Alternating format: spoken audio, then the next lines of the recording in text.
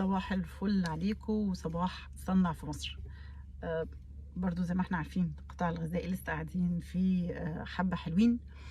النهاردة بقى ايه هنتكلم كده عن السيكتور. يلا بينا برضو نعمل اد فاليو للمنتجات الزراعية بتاعتنا، وهي الاد فاليو الخاصة بالتجميد.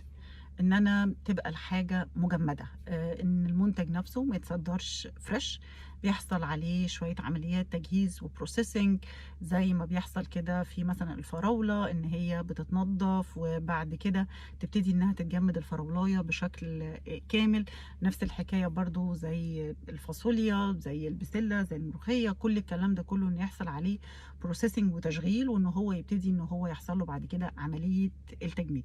عمليه البروسيسنج عامه في القطاع الغذائي، وان انا لما بعمل اد فاليو على المنتج الغذائي عن ان انا بصدره فريش، دي بتدي قيمه للمنتج بتاعي، بتخليني يبقى في عندي شويه في هامش الربح عن ان انا بصدره زي ما هو يبقى مجرد فريش فقط لا غير. وخصوصا لو انت عندك منافسه من المنتج ده، يعني مش انت الوحيد اللي بتنتج الفراوله، مش انت الوحيد اللي بتنتج الفاصوليا، لا، في دول كتيره عندك بتنتجه.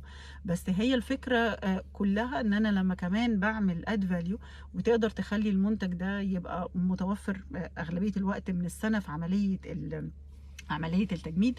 كل ده بيخليك ان انت تقدر تعمل اد فاليو، وتقدر ان انت المنتج نفسه بدل ما ابيعه بدولار يبقى بدولار زائد الاد فاليو.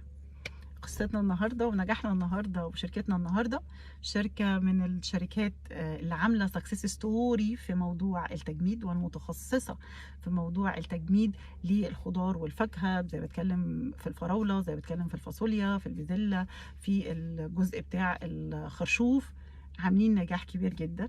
100% من الانتاج تصدير، مش موجوده في السوق المحلي، غير الجوده والكواليتي والاسم اللي يتحافظ عليه، الاسم اللي شغال بقاله سنين، ان احنا موجودين واسم الشركة مستمر وبتكبر يوم ورا يوم.